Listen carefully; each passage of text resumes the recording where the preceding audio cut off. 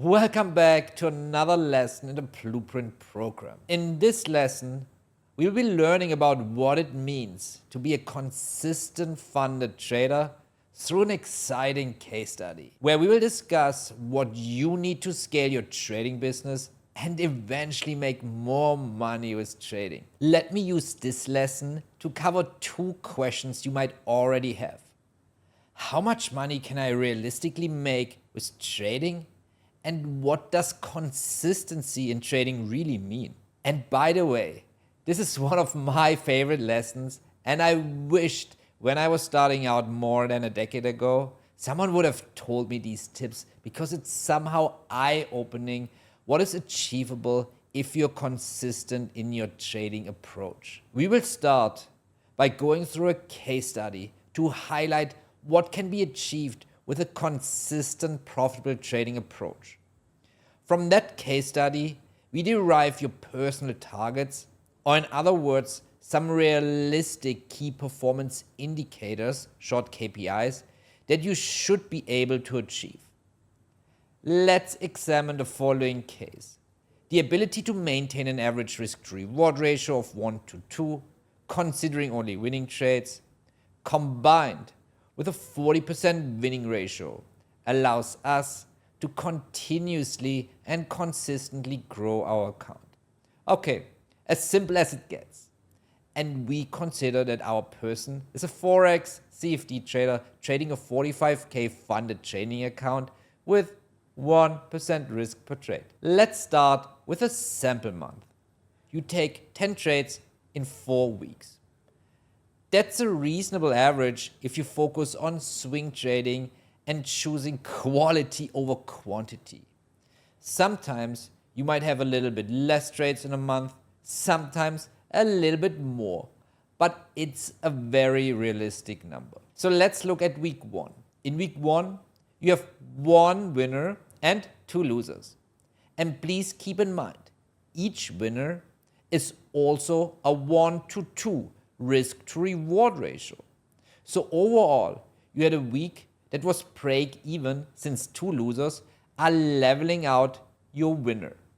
In week 2, you had 1 winner and 1 loser, meaning you made profit of 1 at the end of the week. In week 3, you had 3 losers and 1 winner.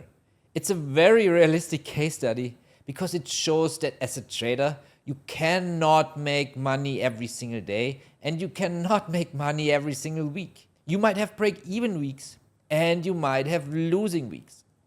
But it's about the overall average. So bottom line, in week 3, you're down by 1. In week 4, you have only 1 trade and you have a winner. So at the end of the week, you made 2. Looking at the entire month, you had 10 trades. Out of the 10 trades, you had 4 winners, so 40% winners overall, and 6 losers, so 60% losers. Hence, your win-loss ratio is 40-60. If you look how much profit you made, you were break even in week 1. Week 2 is balancing out week 3, and in week 4, you made 2. So overall, you have a profit of 2. That is your average trading month. Make sense? Well, then let's put some real numbers behind that sample month. As we said in the case study description, let's assume your risk per trade is currently $450 US. This could be a 45K funded trading account with 1% risk per trade. I hope by now it's clear that we cannot play around with our risk factor. Our risk is always 1, meaning we have to keep our risk constant. The risk variable must be a constant. That's very, very important. So $450 of risk. Week 1, as you remember from the previous animation, you had a break-even week. So bottom line, a zero-sum game for you. Week 2, you made 1, so overall you made $450. Week 3, you're down by 1, so you lost $450. You have losses, right? But they are controlled. And in week 4, you made 2, so you made $900.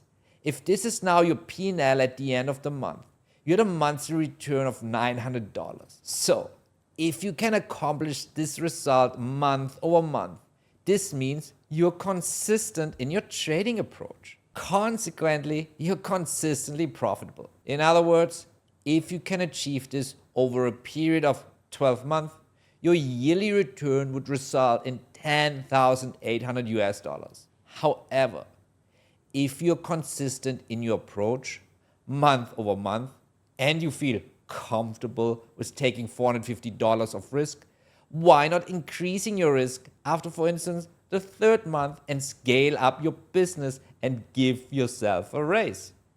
Let's do that on the next slide. So, what you can do now is to simply give yourself a salary raise. You want to scale up your business by taking more controlled risk. You increase your risk variable. Because your trade, the way how you place your set, the entire process never changes regardless of your risk. The only variable in this entire equation that changes is the risk you're going to take per trade. So, if you're now consistent in your approach, then you can increase from, let's say, $450 risk per trade to $900 risk per trade. This could be a 90K prop trading account with 1% risk per trade. The only question that remains is how comfortable do you feel taking $900 risk per trade? So in other words, the mental side of the game. And that's why we have to slowly, together, you and me, have to get you up to become used to these bigger numbers. Because let me tell you out of experience, this makes a huge difference mentally. So, by taking $900 risk per trade, taking into account the same sample month, because you are consistent, your monthly return would now increase from $900 to $1,800. And since you're consistent in your approach, if you can do this month over month, our yearly return would be $21,600. But if you can do this now again, for instance, over a period of 3, 4, 5 months, why not again giving yourself a salary raise and scaling up your business? So let's do this again. So, I hope you slowly understand the concept behind this. Because what do you have to do to increase your salary and scale up your business?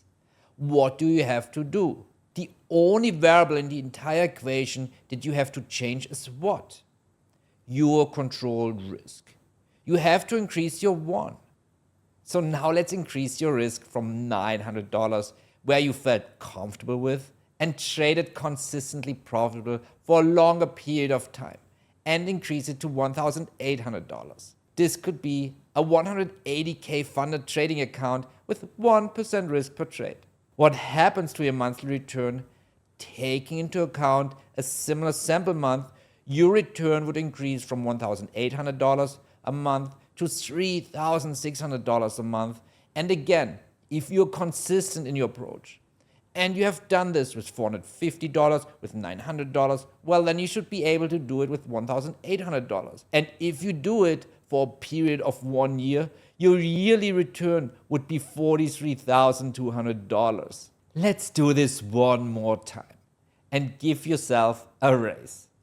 In reality, of course, you can do this as many times as you want.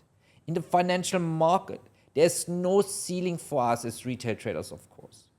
With Campus Fund, you can scale to $1 million in funding. If you do this a couple of years and you gradually scale up your trading business, then it doesn't make any difference whether you trade with $900, $1,800, or $3,600 of risk. So, as you can see, if you trade, for instance, a 360K Campus Fund account with 1% risk per trade, your average monthly return would be $7,200 or almost $90K yearly. So, what was the whole teaching point on this? Well, first of all, trading is the only business in the world where if you want to make more money, you don't have to put in more what?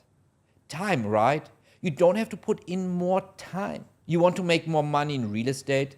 You've got to get more projects, more people, more teams, more time. You want to make more money in your physical business? It could mean more inventory, more employees, more processes, more time. But you want to make more money here in trading. It takes absolutely no more time. It just takes only more what? Money. And we can provide you with all these funds instantly. And with more funds, you can trade with more controlled risk. And as you trade with more controlled risk, you make more money. But it's the same amount of time. In this entire equation, time is not a variable. And money can be anything if you are able to maintain a proper average risk to reward ratio in conjunction with an adequate win-loss ratio. But there's a catch, right? What is the catch? The catch is that you have to become consistently profitable in your approach. And the only way how you reach a level of consistency is by being black and white, objective, and fully rule-based. I hope this makes a lot of sense.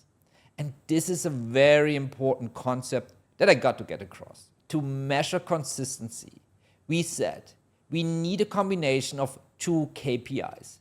Your average risk to reward ratio in conjunction with an adequate win-loss ratio. One of the key takeaways is that your risk to reward ratio is weighted much, much higher here.